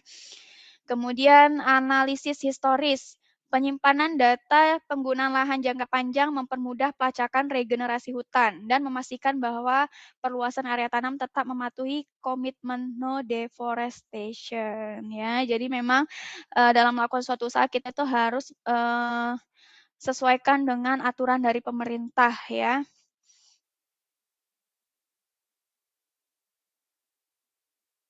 Selanjutnya, manajemen emisi karbon dan limbah pabrik kelapa sawit ya. Yang pertama ini bisa kita monitoring emisinya itu secara real time ya, dengan cara apa? Dengan mengintegrasikan sensor IoT ya untuk memantau jejak karbon dan emisi gas rumah kaca dari operasional pabrik secara akurat. Kemudian optimasi pengolahan limbah ya.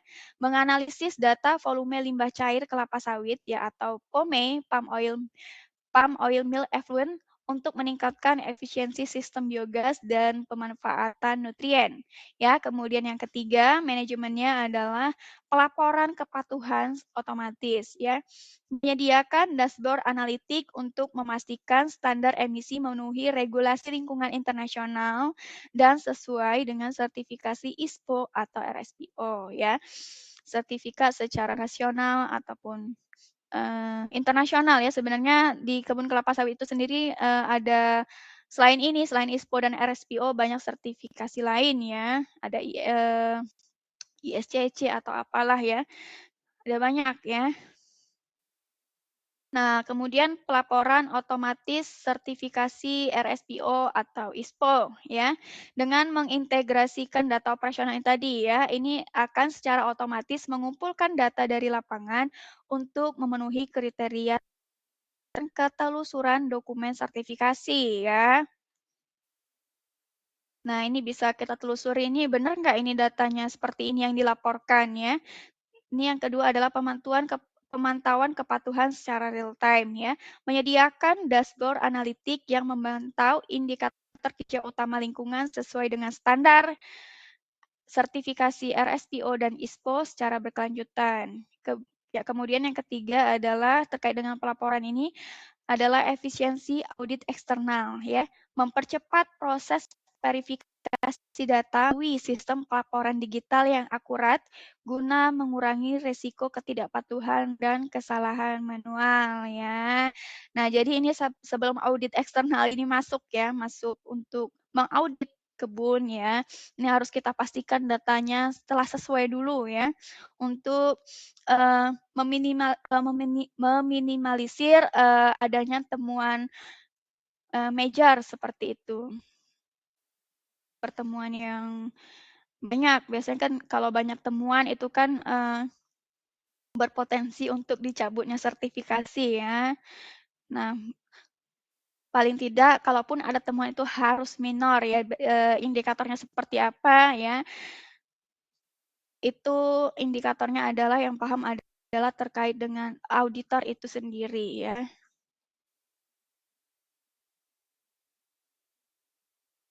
Kemudian selanjutnya ya, materi keempat adalah terkait dengan pengambilan keputusan strategis berbasis data ya atau data driven decision making. Nah, ini adalah akhir ya.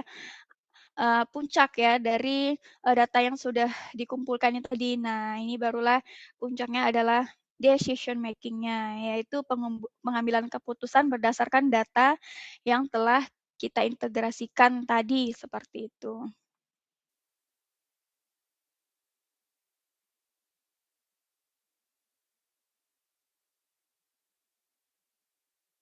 Oke.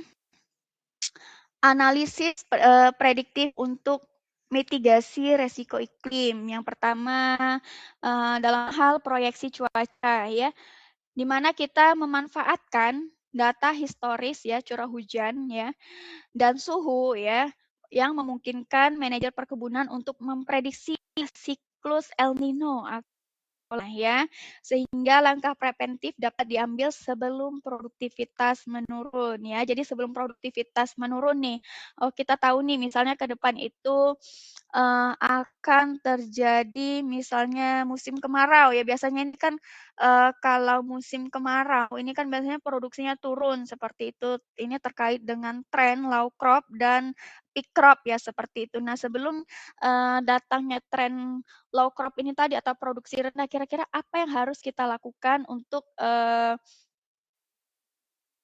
produktivitas itu tetap optimal ya. Kemudian terkait dengan manajemen pengairan ini terutama pada lahan gambut biasanya ya.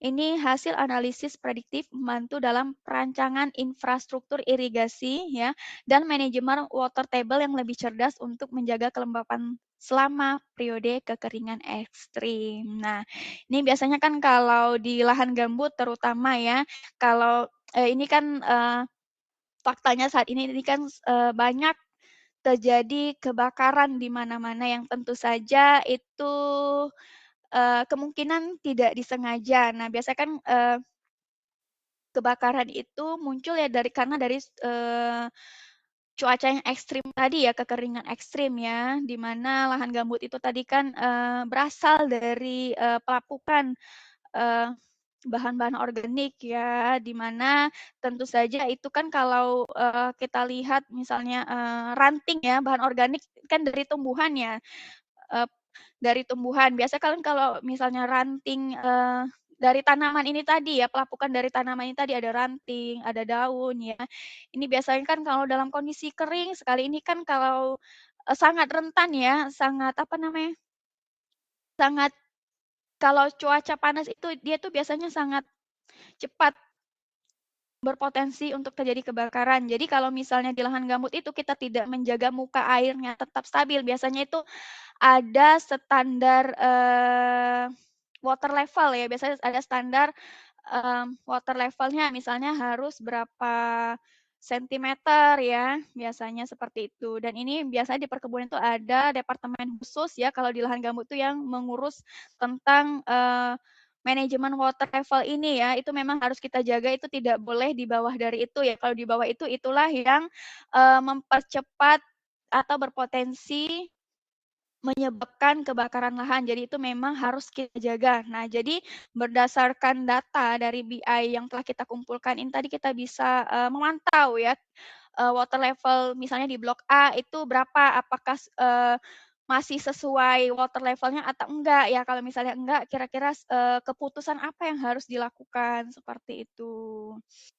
Nah, kalau kelebihan juga itu tidak baik, biasanya berpotensi menyebabkan banjir ya di lahan gambut seperti itu. Kemudian mitigasi bencana yang ketiga ya, identifikasi dini terhadap potensi banjir di blok-blok rawan ya. Ini terutama di lahan gambut atau lahan rendahan biasanya ya, melalui pemodelan data spasial membantu dalam pengalokasian sumber daya darurat dan perlindungan aset perkebunan secara lebih efektif. Nah, misalnya kita tahu nih terkait banjir, misalnya kita tahu nih ini musim penghujan. Oh, jadi untuk, tetap menjaga produktivitas, mungkin untuk panen ini kita, lepaskan di blok-blok yang rendahan, seperti itu. Sehingga kalau terjadi itu, tidak ada risiko produktivitas menurun ya, karena sudah kita, panen terlebih dahulu, begitu.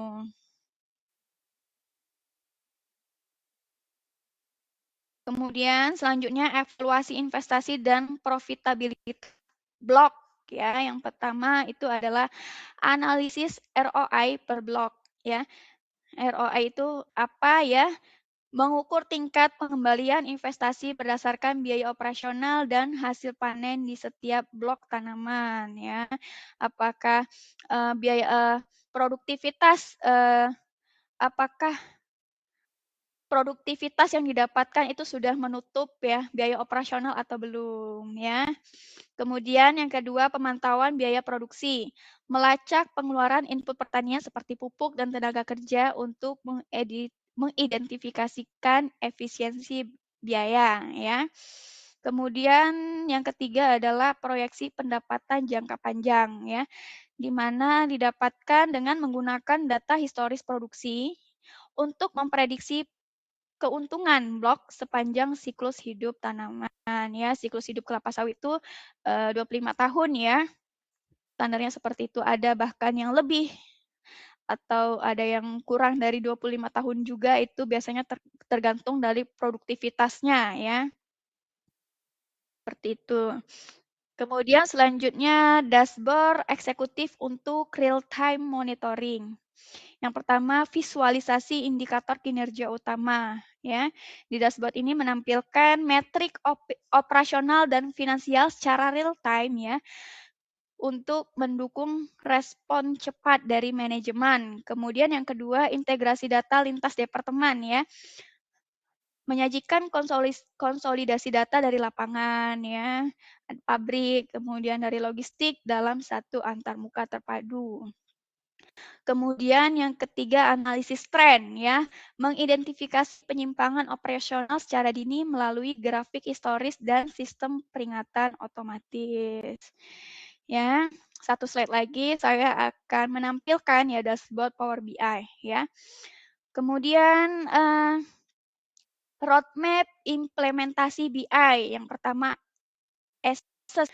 mengidentifikasi masalah bisnis dan kebutuhan informasi. Kemudian selanjutnya, prepare ya, menstandarisasikan data dan KPI ya, Key Performance Index. Indikator, sorry. Kemudian yang ketiga, integrate ya, mengintegrasi ya, tadi menggabungkan seluruh sumber data ya dengan membangun pipeline ya dan basis data. Pipeline, oke. Yang keempat, memvisualisasikan dashboard ya, seperti itu. Yang prioritas ya. Kemudian yang kelima adalah menganalisis ya, membangun insight dan model analitik. Dan yang terakhir adalah improve ya, mengimprovisasi ya, evaluasi dampak dan continuous improvement. Ya, jadi improve apa yang harus dilakukan ya.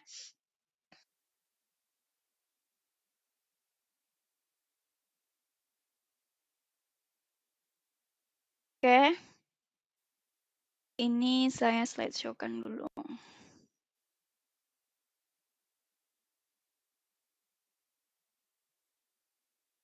Oke. Sorry. Mana?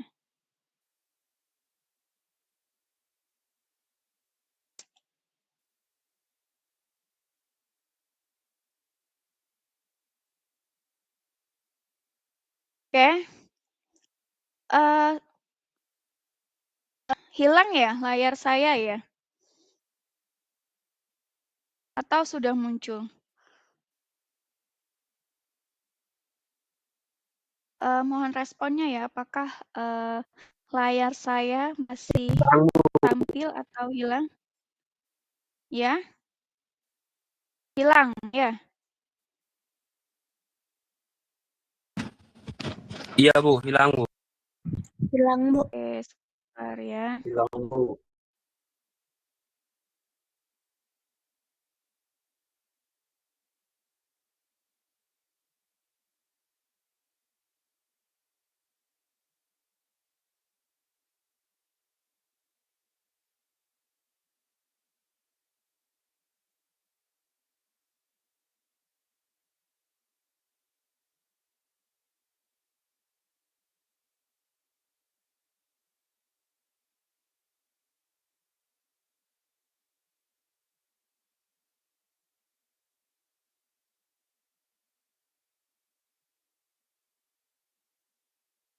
Oke, masih belum muncul ya.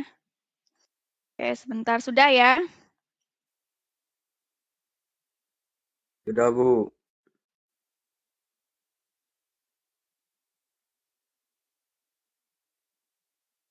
Oke, sepertinya ini kalau saya slideshow-kan Hilang ini lagi Bu. hilang ya. Iya, oke ya. Ya, gimana ini? Saya slideshow malah hilang.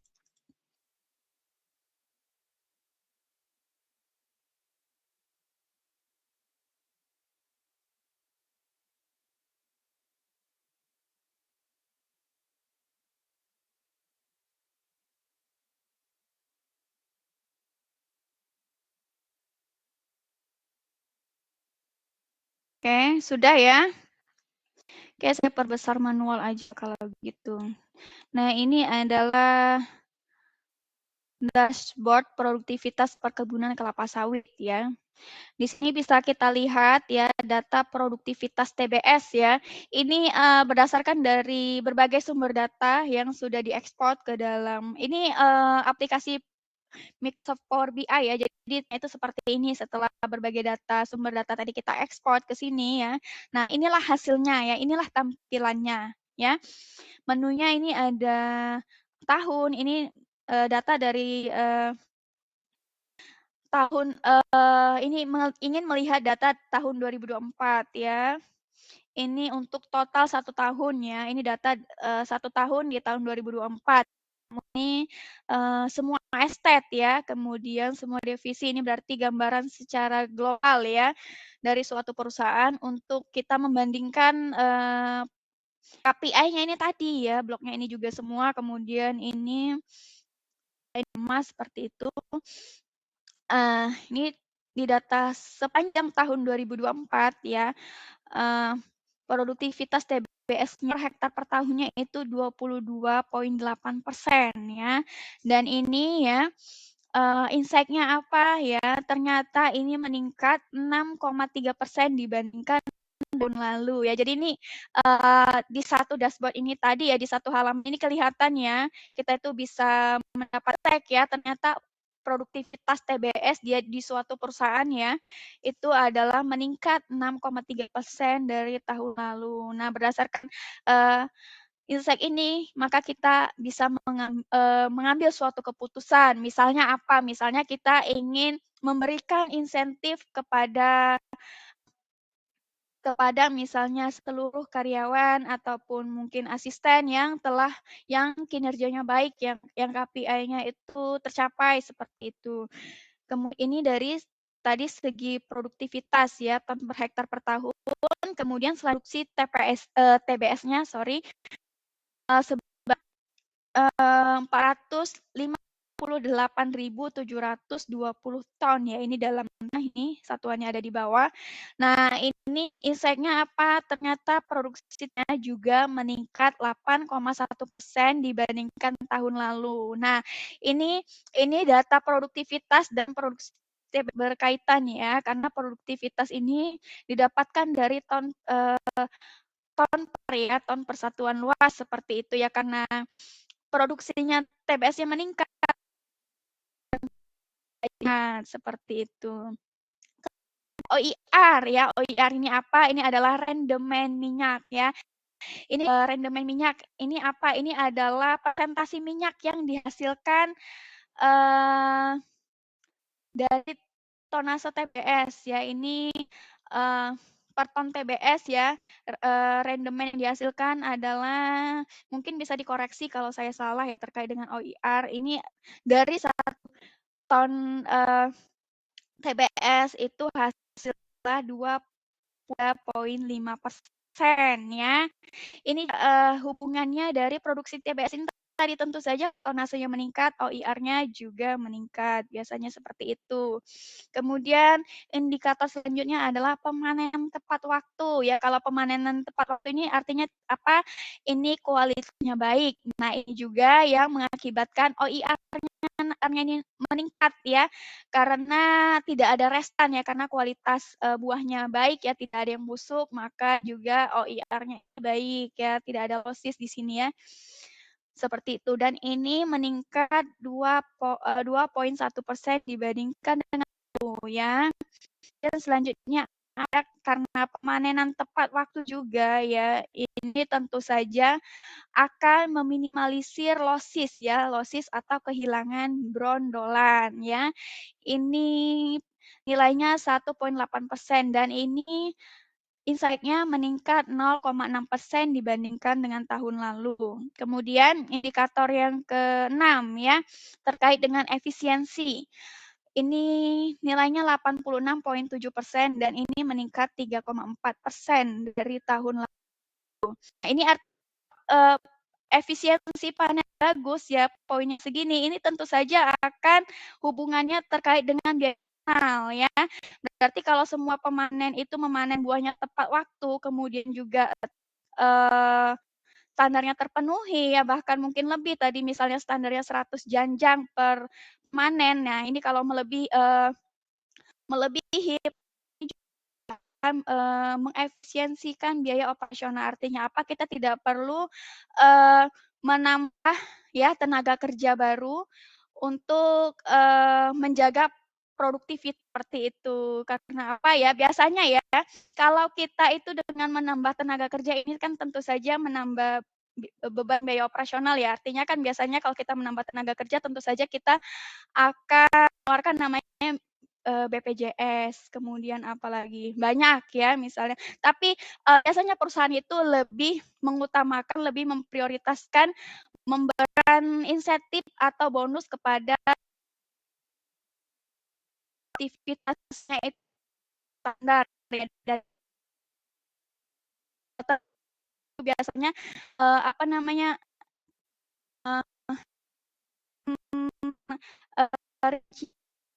biaya, jadi itu mending mereka bonus daripada menambah tenaga kerja baru. Nah, ini tadi satu dashboard ini bisa kita lihat ya, ini semuanya adalah saling terkait ya. Ini karena ini ya, berarti ini nilainya positif semua ya.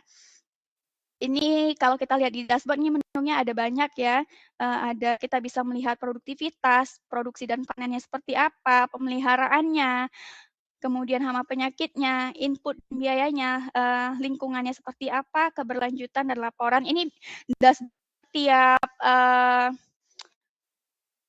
sesuai kebutuhan ya, ini biasanya berbeda-beda, ini sesuai kebutuhan ya, tidak mesti seperti ini ya. Nah, ini kita bisa melihat grafik tren produktivitas TBS per tahun ya, satuannya ton per hektar per tahun. Ternyata jika kita lihat 3 tahun ke belakang ya, datanya di sini dari 2025 sampai dengan 2024 ya.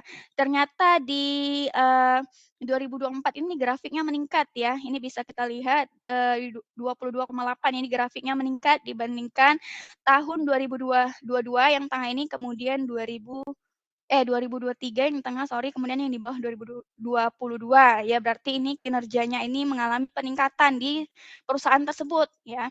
Kemudian ini selanjutnya adalah terkait gambaran produktivitas per estate ya, satuannya ton per hektar per tahun ya. Ini kalau kita membandingkan produktivitas masing-masing estate ya. Ternyata ya ini kita lihat ya di grafik ya. Di estate A ini ternyata lebih tinggi ya, 26,4 produktivitasnya. Estate B 23,21 sampai yang terakhir paling rendah produktivitasnya adalah di 16,9. Nah, ternyata di sini standar produktivitasnya itu adalah tadi 22,8 ton per hektar per tahun. Artinya kan estate E ya dan juga estate C sampai dengan estate E ini kan tidak tercapai ya standarnya ya.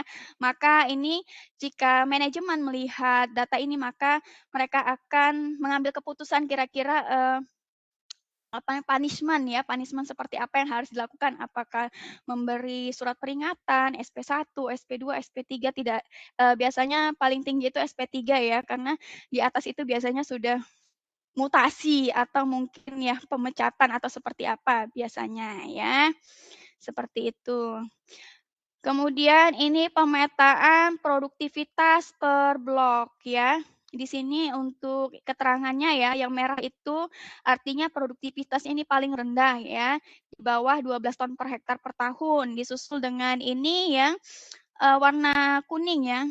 Ini kuning lebih terang dari di atas ini adalah 12 sampai 15 sampai dengan warna hijau yang paling terang ini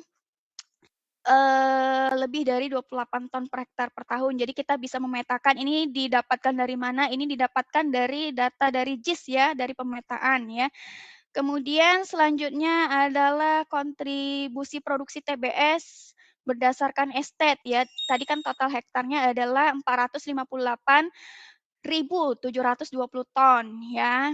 Nah, kontribusinya ini tadi kan ini hampir sama-sama ini ya, estate A ya, estate A. Di sini 28% ya kontribusinya estate A ini yang paling tinggi, kita bisa lihat dari sini grafiknya ya. Kemudian ini juga ada grafik produktivitas PS target ton per hektar per tahun ya.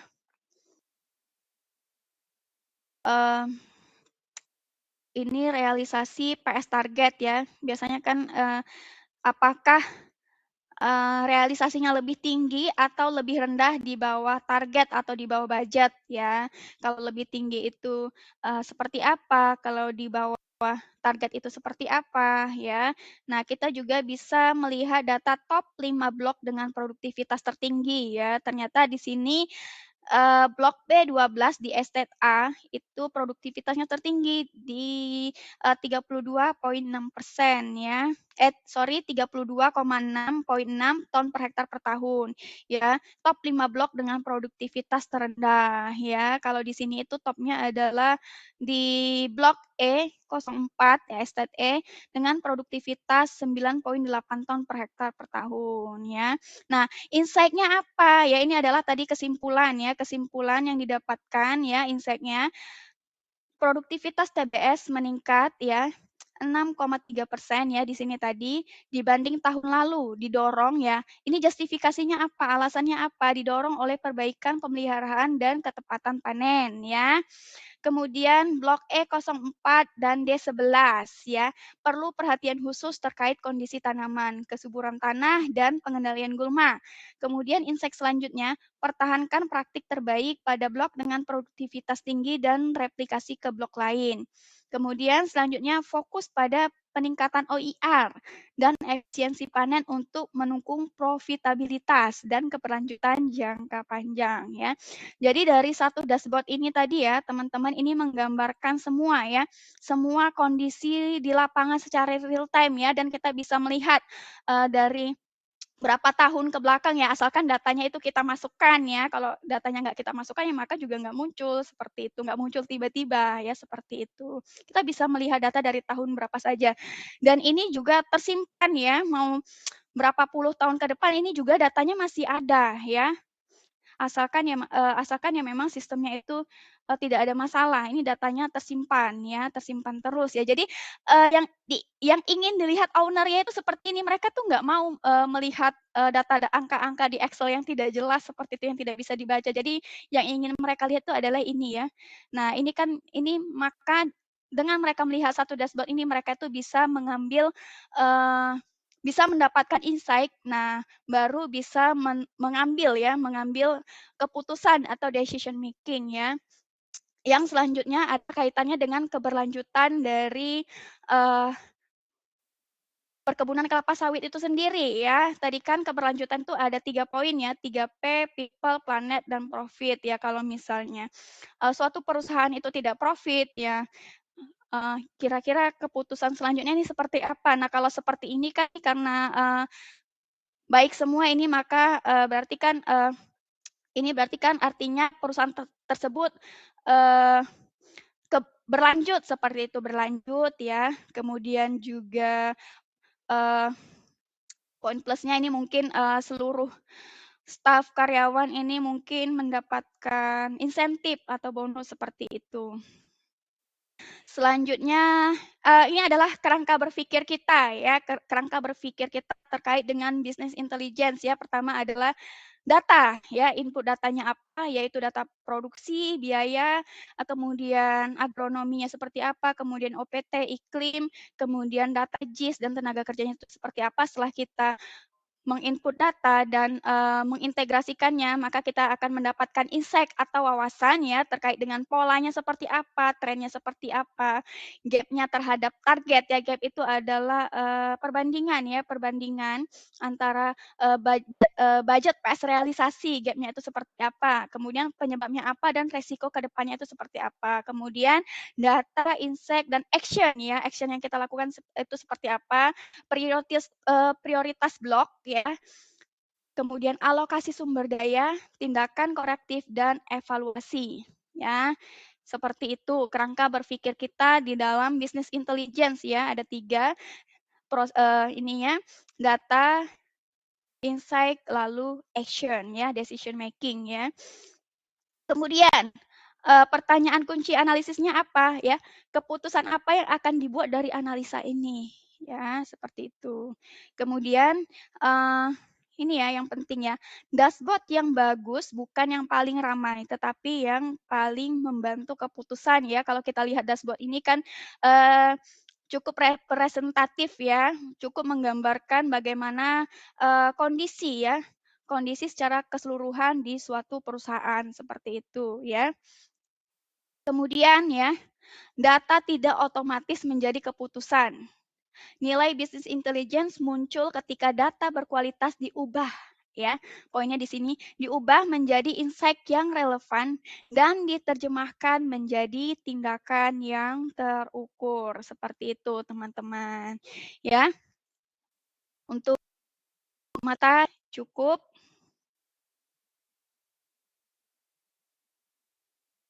Ya, ini mungkin saya terlalu cepat menjelaskannya seperti itu ya. Oke. Sampai sini apakah ada yang mau bertanya? Ini karena mengingat waktu kita juga sudah lewat 14 menit seperti itu ya. Oke, teman-teman yang mau bertanya silahkan raise hand dan open mic ya.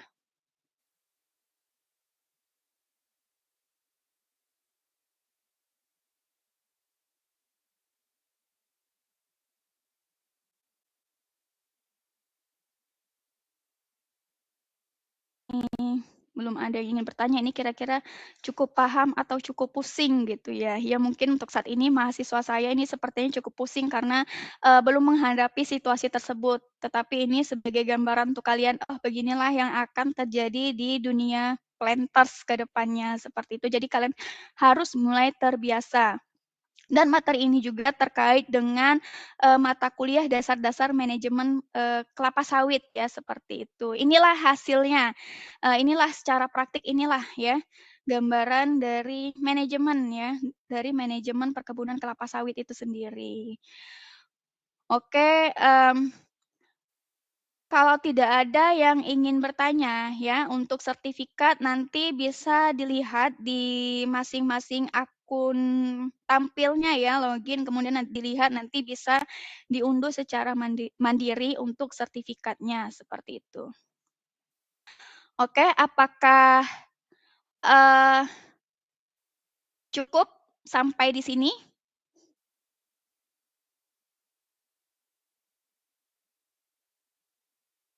Ya, untuk diskusi bisa berlanjut ya bagi mahasiswa saya bisa berlanjut by WA ya ataupun bisa by email juga seperti itu ya.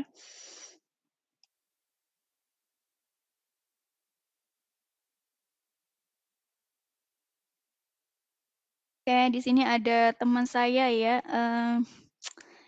Mbak Yusdwiyanti ya. Mbak Yusdwiyanti bisa open mic mungkin.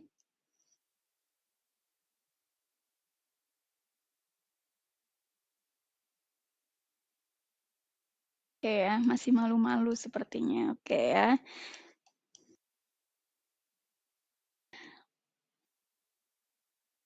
Oke, baik. Jika materi dari saya dirasa cukup dan tidak ada yang ingin didiskusikan ya, Mas Ari ya, Mas Ari, apakah sesi webinar sore ini bisa kita tutup?